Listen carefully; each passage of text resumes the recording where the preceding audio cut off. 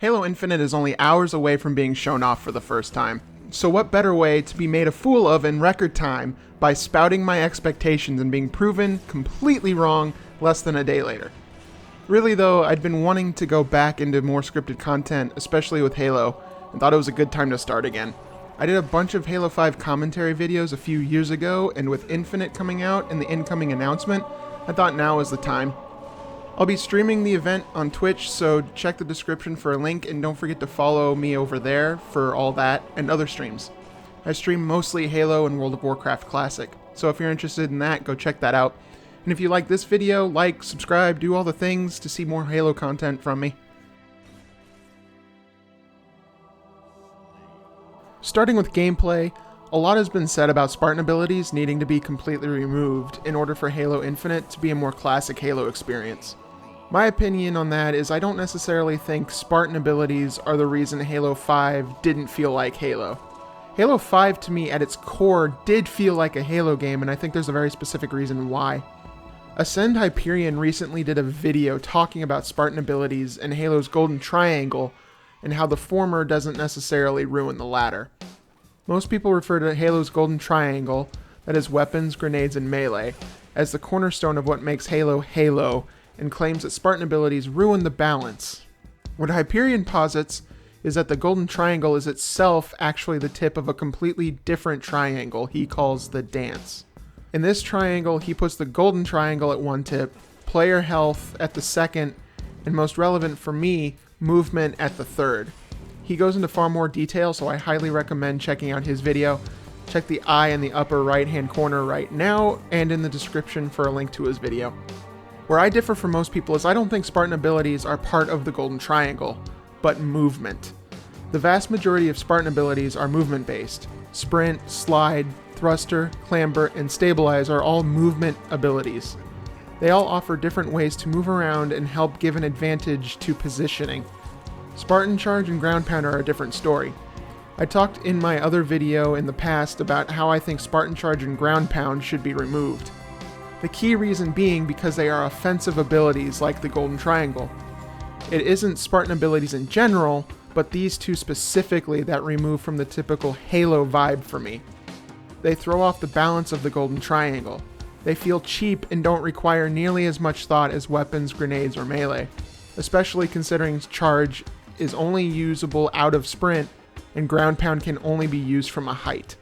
They are only usable in very specific instances where weapons, grenades, and melees can be used at any time. For me, Spartan abilities aren't inherently against a classic Halo feel because they don't strictly have to affect how combat works.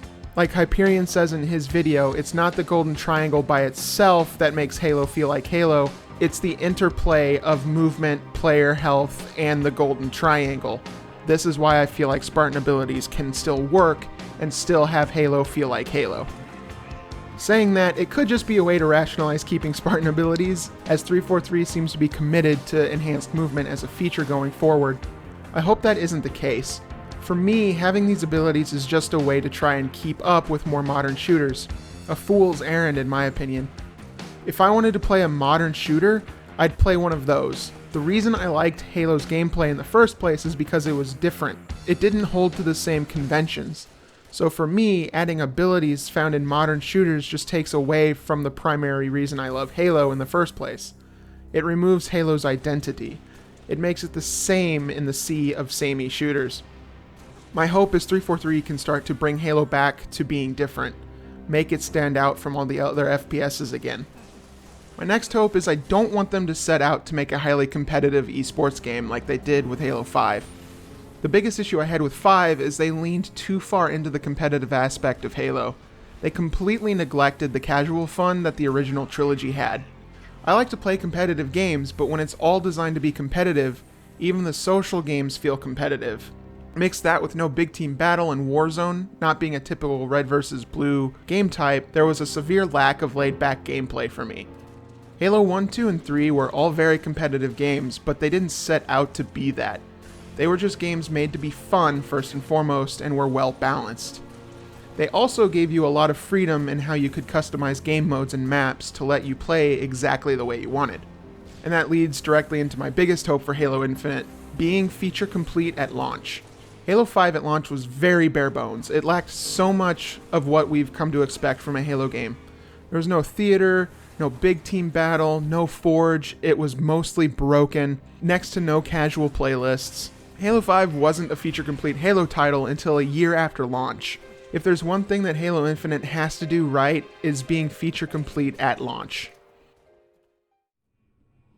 Gameplay has always been the thing that kept me playing a Halo game, but the thing I truly love about Halo is the story. Halo 5 really damaged my view of 343's ability to tell a story in general. It wasn't the fact that Halo 5's story was poorly written or didn't really lead to anything, it was the complete 180 they did after Halo 4. Maybe a 180 isn't the way to put it, but they completely dismantled everything Halo 4 started. They completely dropped every story thread. They essentially retconned Cortana's death. They dropped Chief having to confront his humanity and learn to be a person again. They all but killed off the Didact in a comic after essentially bringing him back to life for that comic. I'd forgive you if you thought the Didact was actually dead at the end of Halo 4. I thought he was dead, but nope. Just magic portal to a Halo ring just to be composed and left to rot. They did essentially the same thing with the Janus key too, that story thread from Spartan Ops that hardly anyone played. All of these story threads had the potential to lead to something pretty compelling. Then Halo 5's marketing kicks in and gives me a bit of hope.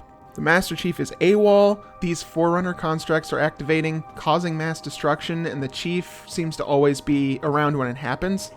Is the Didact activating these Guardians as a composed AI?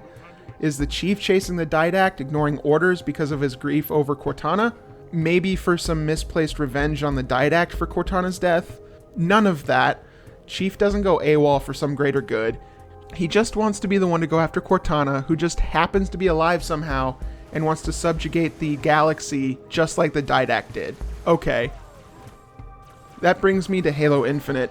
One of the few things we know about the game at this point is it's a soft reboot, indicating that they are again completely changing direction.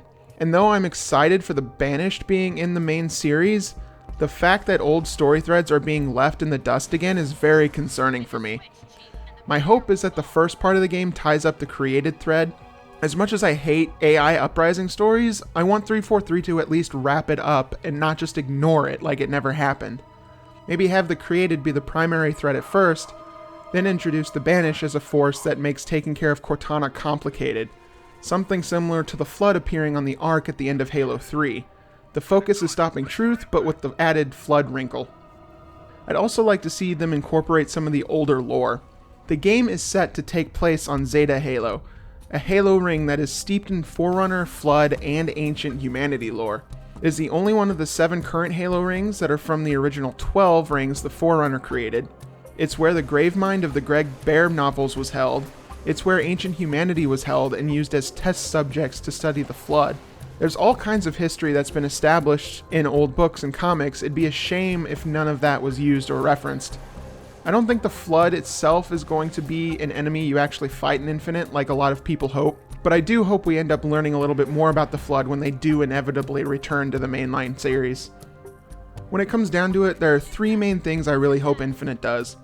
First is gameplay has to appease both casual and competitive players, as well as bring back those who miss a more classic Halo-style gameplay. It's a very hard thing to do and that line is very fine, but I think they can pull it off. Second is it has to be feature complete at launch. And third, the story has to be more cohesive and focused than Halo 5's. If none of those things happen, I don't think Halo will survive much longer. So much is riding on Infinite. Halo 4 showed 343 can write a compelling story. Halo 5 showed they can provide solid gameplay. They have to take what they learned from the mistakes they made in both 4 and 5 and put them all together into one solid game. I won't go so far as to say Xbox itself depends on Infinite being good, but it certainly isn't going to help the brand when they need all the help they can get right now. 343 has to show they know what it takes to make a good Halo game. Microsoft has to show they're again devoted to serious gamers with the next Xbox. So much rides on this presentation, and I really hope they can both knock it out of the park. I want to be excited about Halo again. I don't want another game marred by bad decisions. I want to be excited for the future of Halo again, not concerned. I want Halo to be at the forefront of FPS again. Whether or not that's possible at this point anymore, I don't know, but that's what I want to see. Halo has the potential to be that. it also has the community behind it, for the moment. It's in the best position it's been in since Halo 3, I just hope the opportunity isn't squandered. Those are my hopes for Halo Infinite. I hope you agree, or at the very least found them compelling. Like the video if you did, and let me know what your hopes are in the comments. Don't forget to check out Ascend Hyperion's video, and remember I'll be streaming the presentation Thursday morning over on Twitch, so follow me there. Links to everything mentioned down below, and I hope to see you in my next video.